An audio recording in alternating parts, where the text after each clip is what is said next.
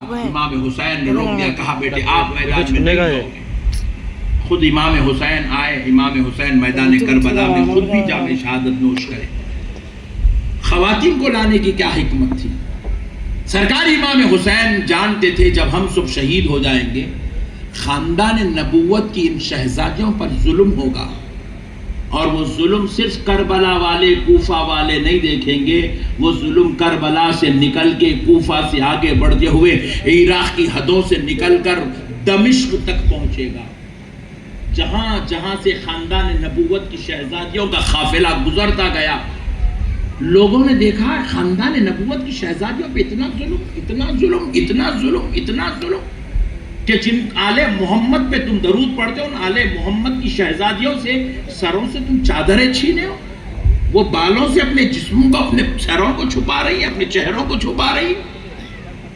آل محمد کی شہزادیوں کے ہاتھوں میں ہتھکڑی، پیروں میں بیڑیاں پہنائی گئی، آل محمد کے جو ہے گلوں میں توق ڈالا گیا، اور ملک شام اور ملک عراق میں ان کو پیدل چلایا جا رہا ہے۔ اللہ کی قسم میرا حسین یہ سب جانتا تھا۔ حسین نے کہا شہزادیوں تم کو جب ایسا چلایا جائے گا، جتنے جہاں جہاں سے تمہارا قافلہ گزرتا جائے گا، یزید نام کا فتنہ اس جگہ سے ختم ہوتا چلا جائے گا۔ اسی لیے کسی شاعر نے کیا خوب کہا، آل نبی کا کام تھا آل نبی ہی کر گئے، آل نبی کا کام تھا آل نبی ہی کر گئے، کوئی نہ لکھ سکا ایسی کتاب ریت پر۔ وہ صرف آل نبی کا حق تھا دوستو۔ حضرت امام حسین نے کہا جتنی تکلیفیں ہوں گی وہ ہمیں ہوں گی، صحابہ کو ہم تکلیف ہونے نہیں دیں گے، تابعیوں کو ہم تکلیف ہونے نہیں دیں گے، یہ ہمارے نبی کا دین ہے نا، یہ ہمارے نانا کا دین ہے نا، ہم اپنی جان دے کے اپنے نانا کے دین کو بچائیں گے، اپنی قربانیاں پیش کر دیں گے، گھر بار لٹا دیں گے، دین محمد کو بچائیں گے۔ اب سنو دوستو، ان حکمتوں اور مصلحتوں کے بعد ایک حقیقت بھی سن لو۔ سرکار سیدنا امام حسین کا جب گردن مبارک پر خنجر چل رہا، سر سجدے میں ہے، اب کیا بازو والوں پہ روئیں گے بھائی، کیا بدبختوں پہ روئیں گے۔ ہماری صفوں میں ایسے ایسے لوگ پیدا ہو گئے ہیں، کوئی کہہ رہا ہے کہ سجدے میں گئے تھے تو وہ نماز کا تھا نہیں تھا، وہ نماز کا وقت تھا نہیں تھا، ان کو وضو تھا نہیں تھا، یہ بھانتے باتیں ہمارے لوگ شروع کر دیے ہیں۔ کیا اب ہم کسی اہل حدیث کسی بدبختوں بازو والوں پہ روئیں گے؟ بولو آپ۔ ابھی ہمارے ایک مولانا صاحب بیان کرے یہ سب جو ہے کربلا کی یہ 90% کہانیاں ہیں، بول رہے نعوذ باللہ من ذالک۔ ہم آپس میں ہم خود اپنے بزرگوں کی بے ادبیوں پہ اترے ہوئے ہیں، ہم خود حقیقتوں کو جو ہے جھٹلانے لگے ہیں، تو پھر اب کیا کسی بدبختوں کو ہم بات کریں گے؟ دوستو کیا ضرورت تھی اس مسئلے پر بات کرنے کی کہ وہاں وضو تھا نہیں تھا؟ ارے ان کو وضو کی کیا ضرورت تھی جن کی طہارت کی گواہی قرآن میں رب ذوالجلال دے رہا ہے۔ اللہ تو کہہ چکا نا وَيُطَهِّرَكُمْ تَطْهِيرًا، اللہ کہہ رہا ہے ہم نے تمہیں ہر میل و کچیل سے پاک کر کے پیدا کیا ہے۔ ارے ان کی پاکی پر تو گفتگو کرنے کی کیا ضرورت تھی یار؟ ایک پاکی آپ کو سنا دوں، آپ کا ایمان تازہ ہو جائے گا دوستو۔ اہل بیت کو خود ہمارے سنی لوگ نہیں سمجھے، افسوس کی بات ہے۔ ان کے وضو پہ، ان کے سجدوں پہ، ان کی طہارت پہ گفتگو کر رہے ہو، ظالموں تمہیں شرم آنی چاہیے۔ پیارے مسلمانوں سنو، سرکار امام حسین رضی اللہ تعالیٰ عنہ منگل کے دن پیدا ہوئے۔ زور سے بولو، زور سے بولو۔ پیر کو نانا پیدا ہوئے، منگل کو نانا کا نواسا، جنتی جوانوں کا سردار۔ آج کے بعد کاکی ناڑا میں کوئی منگل کو منحوس نہیں کہے گا۔ اکثر کاکیناڑا والے منگل کے دن کاروبار نہیں کر رہے، منوس دن نہیں، یہ تو رحمت کا دن ہے۔ اس دن مالک جنت پیدا ہوا ہے، اس دن جنتی جوانوں کا سردار پیدا ہوا۔ پیارے دوستو، سیدہ فاطمہ الزہرا رضی اللہ تعالیٰ عنہ ظہر کی نماز پڑھی، اپنے حجرے مبارک میں تشریف لے گئی، سرکار سیدنا امام حسین دنیا میں تشریف لائے، ولادت حسین ہوئی۔ حق اور ایمان سے بتاؤ، جس ماں کے یہاں اولاد جنم لیتی ہے وہ ماں 40 دن تک مصلے نہیں چڑھتی۔ یہ پوری کائنات کے خواتین کے لیے خدا کا بنایا ہوا نظام ہے۔ حضرت فاطمہ الزہرا کے گھر مولا حسین پیدا ہوئے، سرکار امام حسین کو لایا گیا، رسول اللہ کے گود میں دیا گیا، حضور ان کو چوم رہے ہیں، حضور ان سے محبت کر رہے ہیں، حضور ان کو اپنے سینے اقدس سے لگا رہے ہیں۔ مولا علی المرتضیٰ کے گود میں دیا گیا، وہ چوم رہے ہیں، ان کو محبت اور شفقت فرما رہے ہیں۔ صحابہ کرام شہزادے نواسے رسول کے ساتھ اپنی محبتوں کا اظہار کر رہے ہیں، اور ادھر بلال حبشی مسجد میں پہنچے، عصر کی اذان دینے لگے۔ سیدہ بی بی فاطمہ فرماتی ہے اپنی خادمہ سے، میرے لیے وضو کے لیے پانی رکھ دیا جائے۔ اللہ اکبر۔ خادمہ نے کہا بیوی، جس ماں کے یہاں اولاد پیدا ہوتی ہے وہ 40 دن تک مصلے نہیں چڑھتی، اور تمہارے یہاں بیٹا ظہر کے بعد پیدا ہو، عصر کے وضو اور نماز کی بات کرتی ہو۔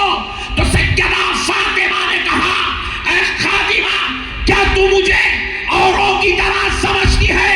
وہ کسی اور کی بیٹی ہوگی جس پہ 40 دن مصلے نہیں چلنا ہوتا، میں محمد عربی کی بیٹی ہوں۔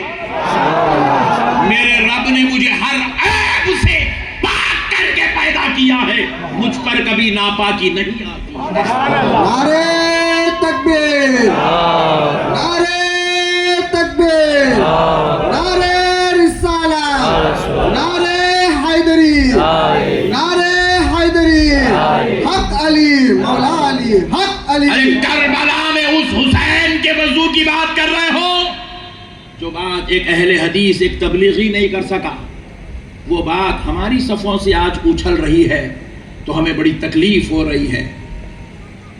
میرے پیارے دوستو، دین کی خدمت کرنا کمال نہیں ہے، ایمان کو بچانا کمال ہے، اور ایمان بچتا ہے محبت اہل بیت سے، ایمان بچتا ہے محبت اہل بیت سے۔ بغض اہل بیت رائے برابر کا بھی دل میں آ جائے، اللہ کی قسم ایمان کا خاتمہ ہو جاتا ہے۔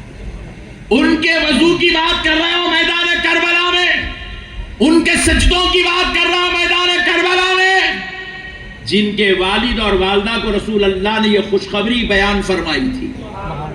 آقا علیہ السلام نے فرمایا، مسجد میں ناپاکی کی حالت میں قدم رکھنا گناہ عظیم ہے۔ فقہاء نے اس گناہ کی تشریح کرتے ہوئے فرمایا، اگر کوئی شخص 40 سال گناہ کرے گا تو اس کو جتنا عذاب ہوگا، مسجد میں اگر کوئی شخص ایک قدم ناپاکی کی حالت میں رکھ دے تو اس کو اس کے برابر کا گناہ ہوگا۔ 40 سال گناہ کرنا ایک طرف، مسجد میں ناپاکی کی حالت میں قدم رکھنا ایک طرف۔ آقا ارشاد فرماتے ہیں، مسجد میں ناپاکی کی حالت میں قدم رکھنا گناہ عظیم ہے، لیکن سن لو، اللہ نے میرے علی اور میرے فاطمہ کو اس گناہ سے محفوظ فرما دیا۔ علی اور فاطمہ کبھی اس گناہ سے نہیں گزر سکتے۔ کیوں؟ کیونکہ اللہ نے انہیں ہر میل و کچیل سے پاک کر کے پیدا فرمایا۔ ان پہ کبھی ناپاکی آتی نہیں تھی، کبھی ناپاکی نہیں آتی تھی۔ ایسی پاک ہستیوں کے شہزادے کہ وضو کے تعلق سے آپ پوچھ رہے وضو تھا نہیں تھا، وہ وقت نماز کا تھا نہیں تھا، یہ کئی کو بھائی بیکار بات آئی ہے۔ جو بات 1400 سال سے جو ذہنوں میں یہ منحوس خیال پیدا نہیں ہوا، اب آپ کیوں پیدا کر رہے ہیں؟ کیوں آپ یہ خیال پیدا کر کے اپنی زندگیوں کو، اپنے مسلمانوں کو اور اہل سنت کو تقسیم کرنے کی کوشش کی جا رہی ہے؟ پیارے دوستو، اب ایک بات سن لو، حضرت امام حسین کے گردن مبارکہ پر جب خنجر چلایا جا رہا تھا، تو سرکار امام حسین کے خون مبارک کا پہلا خطرہ سجدے کی حالت میں جب زمین پر گرنے لگا، صوفیہ فرماتے ہیں رب ذوالجلال نے اس خطرہ خون حسین کو اپنے دست اقدس میں سنبھالا۔ رب نے فرمایا حسین اس خون کے بدلے میں کیا چاہیے؟ اجی یہ وہ خدا پوچھ رہا ہے جو ہمارے 2 رکعت کے سجدوں کو بھی ضائع جانے۔ ہم لوگ نماز پڑھنے پڑھیں گے نا، ظہر پڑھیں گے نہیں؟ ظہر پڑھ کے بعد میں نکلیں گے، اجر اللہ پہلے عطا فرمائے گا۔ جو اللہ ہمارے 2 سجدوں کو رد نہیں کرتا وہ خدا حسین کے خون کو رد کیسے کرے گا؟ حسین کے خاندان کے شہزادوں اور شہزادیوں کی قربانیوں کو رد کیسے کرے گا؟ رب ذوالجلال نے پوچھا حسین بتاؤ اس قربانی کے بدلے میں کیا چاہیے؟ تو سرکار امام حسین نے عرض کیا اے اللہ اگر تو دینا ہی چاہتا ہے تو پروردگار میں اپنے بچوں کے لیے کچھ نہیں مانگتا۔ حسین نے اس وقت اپنے خاندان کے لیے کچھ نہیں مانگا، اپنے گھر بار کے لیے کچھ نہیں مانگا، اپنے لیے کچھ نہیں مانگا، اپنی نسلوں کے لیے کچھ نہیں مانگا۔ کہا اے اللہ اگر دینا ہی چاہتا ہے، تجھے اگر حسین کے شہزادوں خاندان نبوت کے بچوں کی قربانی پسند ہے، دینا ہی چاہتا ہے تو بس اتنا دے دے قیامت کی صبح تک دین مصطفیٰ کو زندگی دے دے، میرے نانا کے دین کو زندگی دے دے، میرے نانا کے دین کو زندگی دے دے، مسجد کے میناروں سے اذان کو زندگی دے دے، ممبر و محراب میں خطبہ اور تلاوت قرآن کو زندگی دے دے، اسلامی ماں اور بہنوں کے چہروں پر پردے کو زندگی دے دے۔ اللہ نے امام حسین سے وعدہ کیا اے حسین یہ تیرے رب کا وعدہ ہے، قیامت کی صبح تک تیرے نانا کا دین زندہ رہے گا۔ اسی لیے دوستو ذرا پیچھے پلٹ کے دیکھو، ہر پیغمبر آئے دین لائے، کتاب لائے، شریعت لائے، قانون لائے، اصول لائے۔ پیغمبر دنیا سے گزر گئے، حضرت موسیٰ دنیا سے رخصت ہوئے تو ان کا دین ختم، ان کی کتاب ختم، ان کی تعلیمات ختم، ان کا لائے ہوئے اخلاق سب کچھ ختم، شریعت ختم، سنت ختم، کتاب ختم۔ حضرت ابراہیم دنیا سے رخصت ہوئے، ان کا پورا نظام ختم۔ حضرت عیسیٰ دنیا سے رخصت ہوئے، ان کی لائی ہوئی کتاب، شریعت، قانون، اسلام سب کچھ ختم۔ لیکن قربان جاؤ دوستو، پیارے مصطفیٰ دنیا میں تشریف لائے، حضور اپنے رب کی بارگاہ سے گناہگاروں کے لیے قرآن لے آئے، اسلام لے آئے، دین لے آئے، شریعت لے آئے، سنت لے آئے، عبادت لے آئے، تقویٰ لے آئے۔ ہر نبی کے گزرتے ہی سب کچھ ختم ہو جاتا تھا۔ پیارے مصطفیٰ کے دنیا سے گزرے آج 1400 سال ہو گئے، مگر اللہ کی قسم نہ قرآن مٹ رہا ہے، نہ سنت مٹ رہی ہے، نہ دین ختم ہو رہا ہے، نہ نماز ختم ہو رہی ہے، نہ اسلام ختم ہو رہا ہے۔ بات کیا ہے تو جواب ملا، ہر پیغمبر دین، کتاب، شریعت، اصول، قانون، اخلاق، تربیت سب کچھ تو لاتے تھے، مگر بچانے والا نہیں لاتے تھے۔ میرے مصطفیٰ قرآن بھی لائے، شریعت بھی لائے، قانون بھی لائے، اسلام بھی لائے، تو بچانے والا حسین بھی ساتھ میں لے کر آئے۔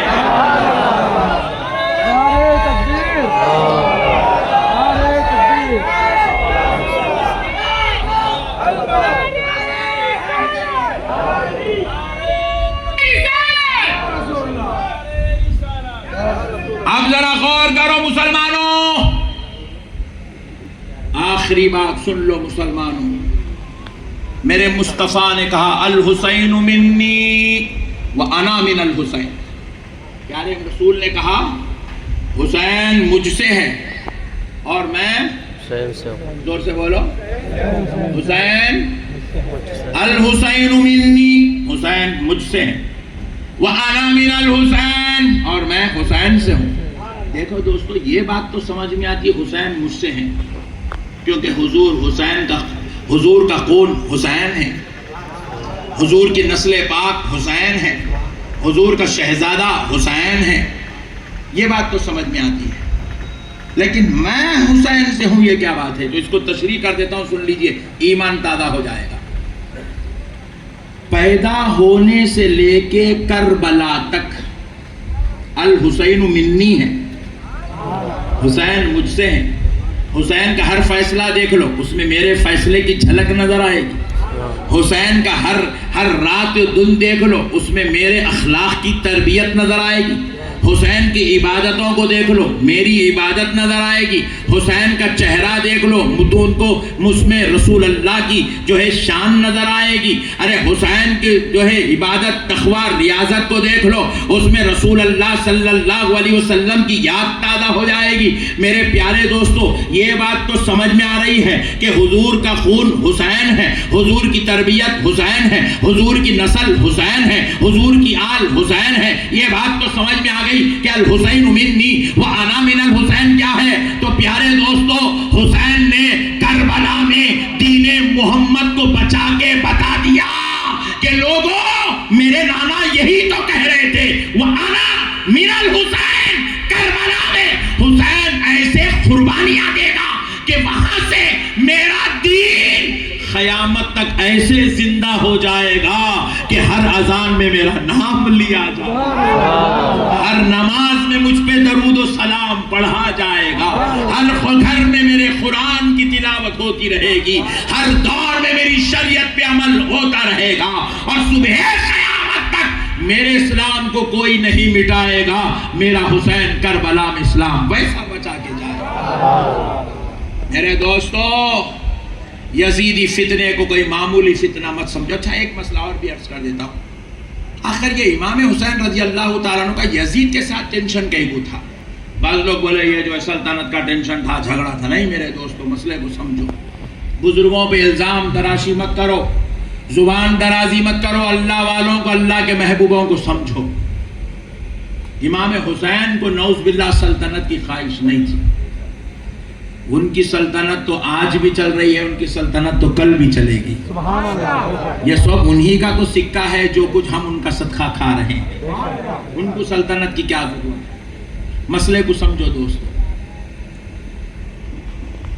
یزید نام کا جو فتنہ ہے نا دوستو، بعض لوگ یزید کو نعوذ باللہ رحمت اللہ تعالیٰ علیہ بھی کہہ رہے ہیں، حضرت سیدنا یزید بھی کہہ رہے ہیں، جنتی بھی کہہ رہے ہیں، استغفر اللہ، اس کو حق پہ بھی مان رہے ہیں، اور کہہ رہے ہیں یہ دو شہزادوں کی جنگ تھی، نعوذ باللہ من ذالک۔ میرے پیارے دوستو، ذرا مسئلے کو سمجھو۔ یزید کتنا غلیظ انسان تھا۔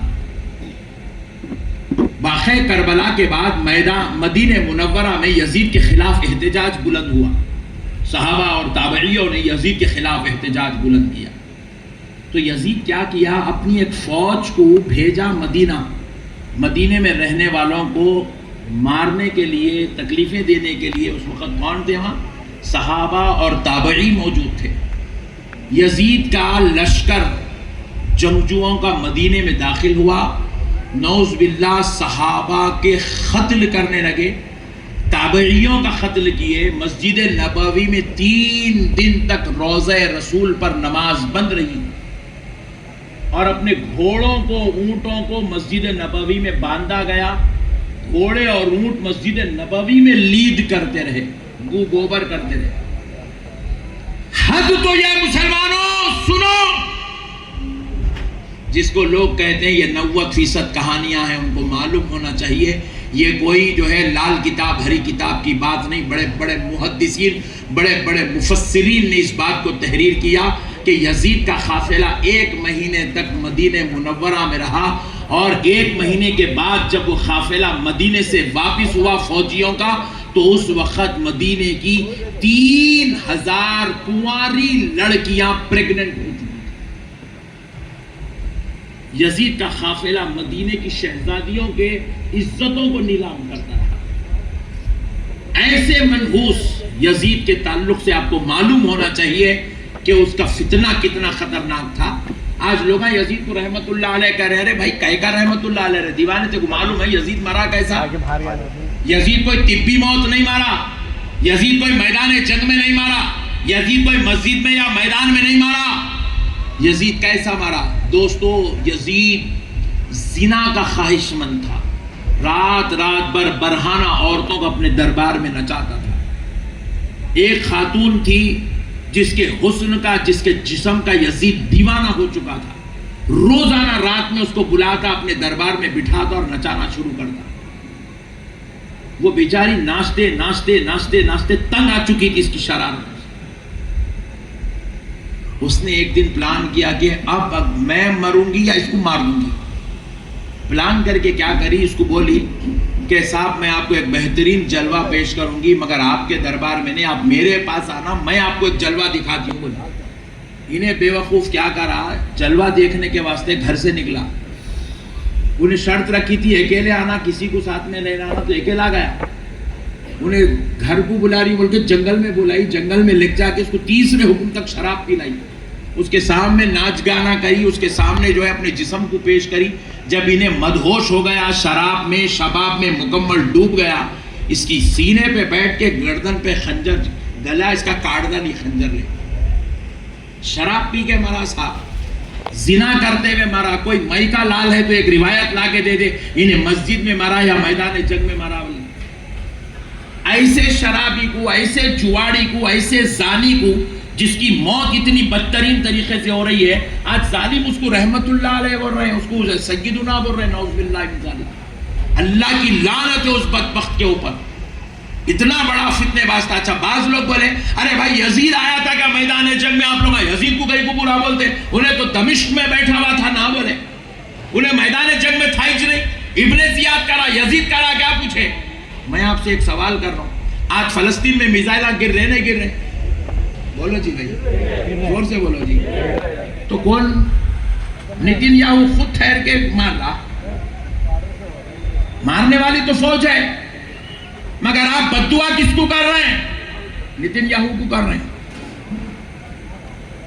کیونکہ بادشاہ خود جنگ میں نہیں آتا، آرڈر دیتا، اس کے آرڈر پہ سارا کام ہوتا. تو یزید خود جنگ میں نہیں آیا بدبختہ، مگر وہاں بیٹھ کے آرڈر دے دے کے خاندان نبوت کا قتل کروایا.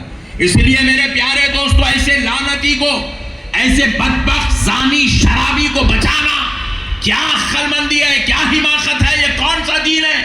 اچھا پھر یہی ظالموں کو دیکھو، غوث اعظم بولے تو شرک ہے بول رہا، غریب نواز بولے تو بدعت ہے بول رہا، مولا علی بولے تو مولا نہیں بولنا بول رہا. بزرگوں کے نام کے ساتھ نہ ادب لکھ کے نام لینے تیار ہے، نہ رحمت اللہ علیہ بولنے تیار ہے، نہ ان کا احترام کرنے تیار ہے. جو اللہ کے محبوب ہیں ان کی عزت نہیں کر رہا ہے، جو جہنم کا کتا ہے، جس کو علماء نے لعنتی، مردود، ملعون اور جو ہے اس کو بدعقیدہ، بد مذہب، یہاں تک کہ کافر بھی کہا گیا ہے، ویسے شخص کو نعوذ باللہ من ذالک یہ لوگ رحمت اللہ علیہ اور سیدنا کہنے کی چکر میں لگے ہوئے ہیں. خبردار مسلمانوں، یاد رکھو، اگر تمہیں بروز محشر مصطفیٰ کی شفاعت چاہیے تو یزیدیوں کی طرف نہیں، حسینیوں کی طرف آنا پڑے گا. کس کی طرف آنا پڑے گا؟ حسینیوں کی طرف. ذرا زور سے بولو، حسینیوں. کیونکہ سن لو، یہ بات احمد نقشبندی کی نہیں ہے، یہ بات مدینے والے مصطفیٰ رحمت للعالمین کا فرمان ہے. پیارے مصطفیٰ ارشاد فرماتے ہیں، آنا علی فاطمہ حسن و حسین، میں علی، فاطمہ، حسن اور حسین.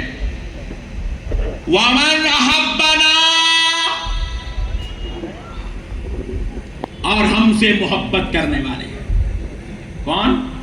ومن احبنا، حضور کہہ رہے ہیں میں علی، فاطمہ، حسن اور حسین اور ہم سے محبت کرنے والے.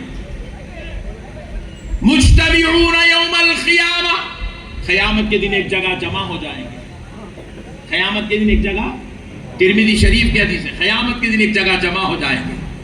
ذرا غور کرو پیارے دوستو، اب قیامت کے دن ایک جگہ جمع ہوں گے تو کیا کریں گے؟ ہم لوگوں نے تو مولوی صاحبوں سے سنا، یہ بازو والے جو مولوی صاحب ہے، جمعے کے دن ٹھہر کے بولتے اللہ کا عذاب ہوں گا، اللہ کا عذاب. تیرے کو ہوں گا وہ عذاب، خبر میں پیٹا جائے گا، ٹکڑے ٹکڑے ہو جائیں گے. تیرے ہوں گے وہ پورے ٹکڑے، تیرے کو پیٹا جائے گا. خبر جن کے ساتھ حمایت رسول کی ہو، جن کے سروں پہ محبت حسین کی ہو، سن مدینے والے مصطفیٰ ان کے تعلق سے کیا کہتے ہیں. محشر کی حدیث تو بھی سنا رہا ہے، محشر کی حدیث میں بھی سنا رہا ہوں۔ تو محشر کی حدیث سنایا، پسینے کا سمندر ہوگا، گھٹنے کے بل ڈوب جائیں گے۔ بے شک اللہ کی قسم میرا نبی حق کہتا ہے، مگر وہ پسینے کے سمندر میں بازو والے تو ہوگا۔ اور ہم غلامان حسین کا حشر کیا ہوگا؟ میں نہیں کہہ رہا ہوں، اللہ کی قسم، ترمذی شریف کی حدیث آمنہ کا لال ارشاد فرما رہا ہے، انا علی فاطمہ حسن و حسین، میں علی فاطمہ حسن اور حسین، ومن احبنا، اور ہم سے محبت کرنے والے، مجتمعون یوم القیامہ، قیامت کے دن ایک جگہ جمع ہو جائیں گے، اور جمع ہو کے کیا کریں گے؟ نأکلوا و نشربوا، ہم کھانا کھا رہے ہوں گے اور شربتیں پی رہے ہوں گے۔ سبحان اللہ سبحان اللہ۔ اسی لیے حسین کی محبت میں شربت پلایا جاتا ہے، رسول اللہ کی محبت میں کھانا کھلایا جاتا ہے۔ یہ شربتیں پینا بھی ہمارا مقدر ہے، کھانا کھانا بھی، اور بازو والوں کے مقدر میں خالی شرک لکھا ہوا ہے۔ نہ یہاں ان کو شربت نصیب ہوگا، نہ وہاں ان کو شربت نصیب ہوگا، نہ یہااں کھانا نصیب ہوگا، نہ وہاں کھانا نصیب ہوگا۔ اس لیے بعض لوگ یہاں ایسے بیٹھے ہوئے ہیں، آپ کے ماموں جان ادھر ہے، آپ ادھر ہے، آپ کے پھپھا جان ادھر ہے، آپ ادھر ہے۔ میرے کو سب معلوم، آپ لوگوں نہیں معلوم، نہ کو سمجھا، اور کوئی مولانا میرے کو بولے بھی نہیں، غوث محدث صاحب مولانا بھی نہیں بولے، مگر میرے کو معلوم ہے، میں آندھرا پردیش کی رگ رگ سے واقف ہوں، اور میرے کو یہ بھی معلوم ہے آج کئی پٹھے سننے کے واسطے بازو والے بھی آئے ہوئے ہیں۔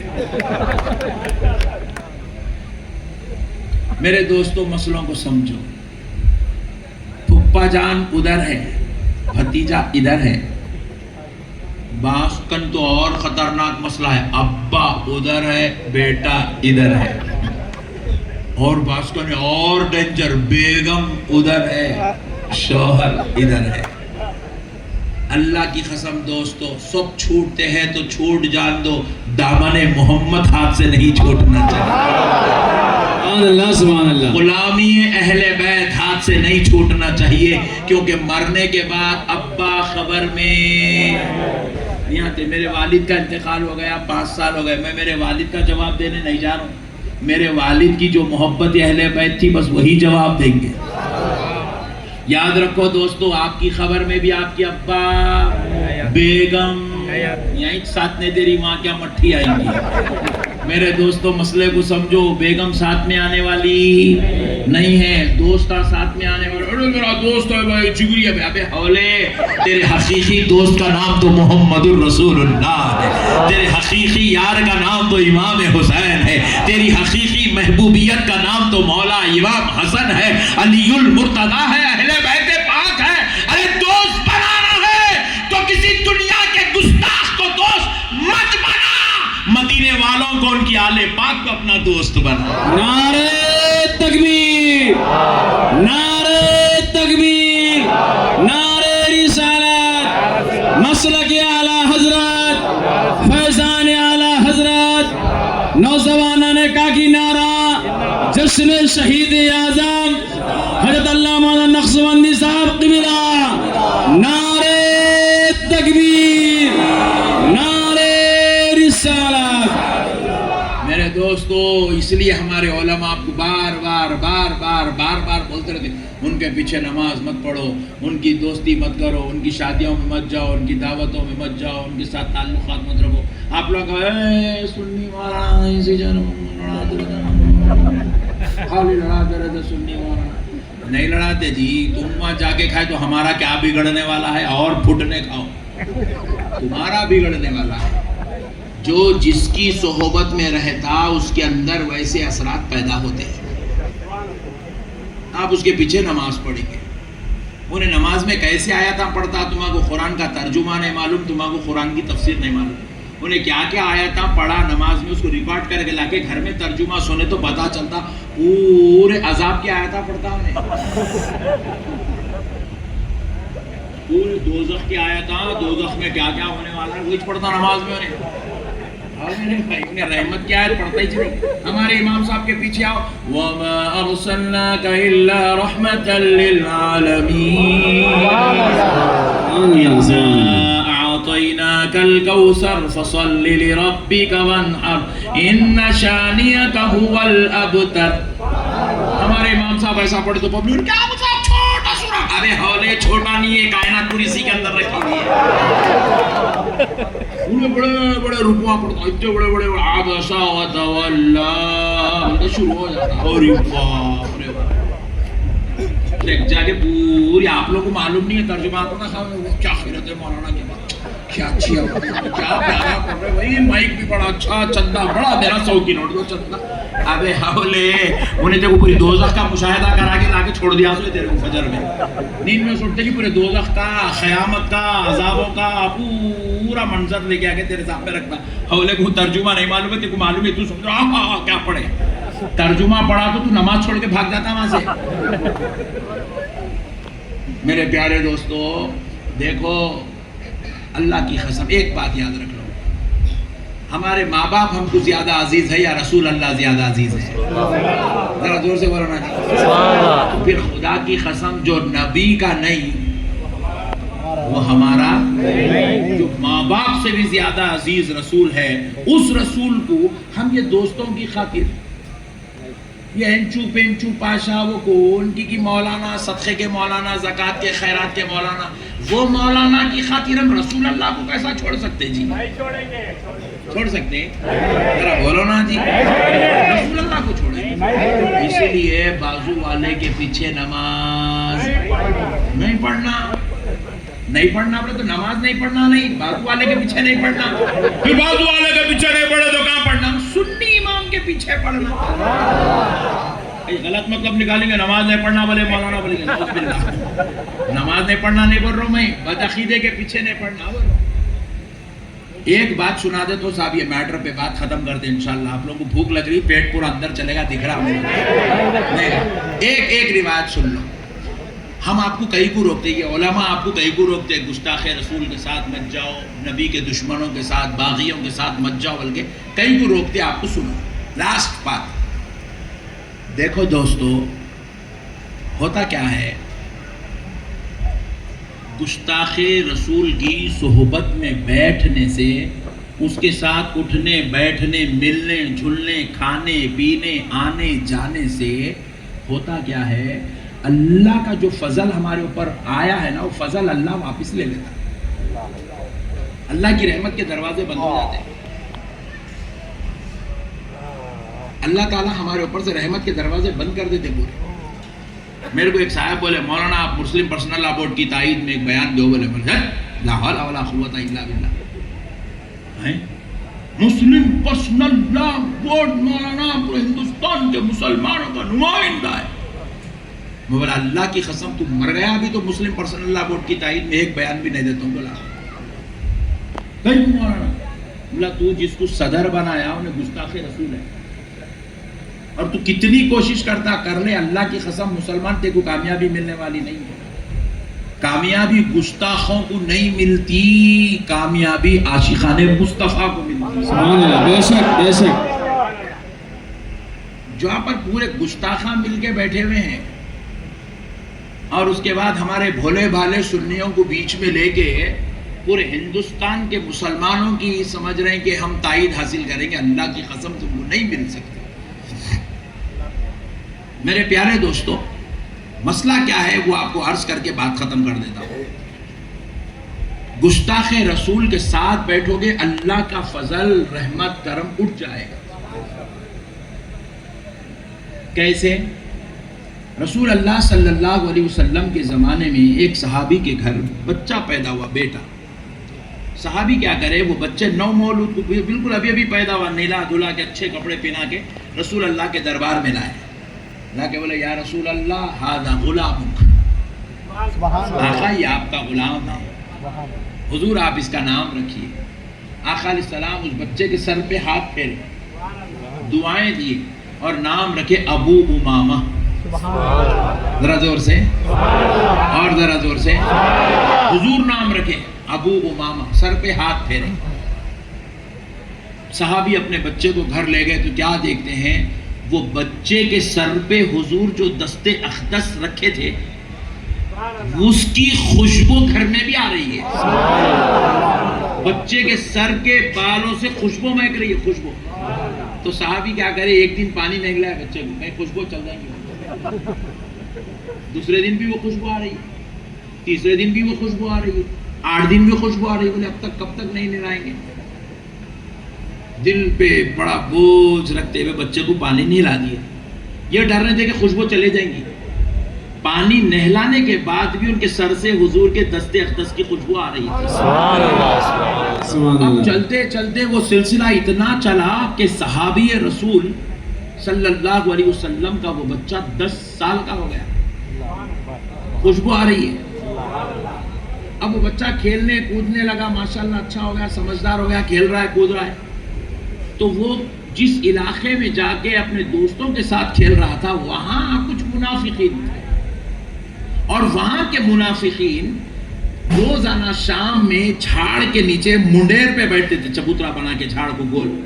وہ چبوترے پہ بیٹھ کے یہ بچوں کو کھیلتے ہوئے دیکھتے تھے اور بولتے تھے یہ ابو امامہ یہ صحابی کا بچہ ہے, اور یہ جو ہے بہت قریبی صحابی کا بچہ ہے. تو یہ بچے کو بلا کے, ابو امامہ رضی اللہ عنہ کو بلا کے, وہ منافقین کیا کرتے, حضور کے خلاف بولتے تھے, حضور ایسے ہے, حضور ویسے ہے. اب جیسا آج کل چل رہا نہیں, حضور کو علم غیب نہیں ہے, حضور ہماری طرح ہے, پیٹ کے پیچھے کی خبر نہیں ہے, ایسی منحوس باتیں ان لوگ بھی بولتے ہیں.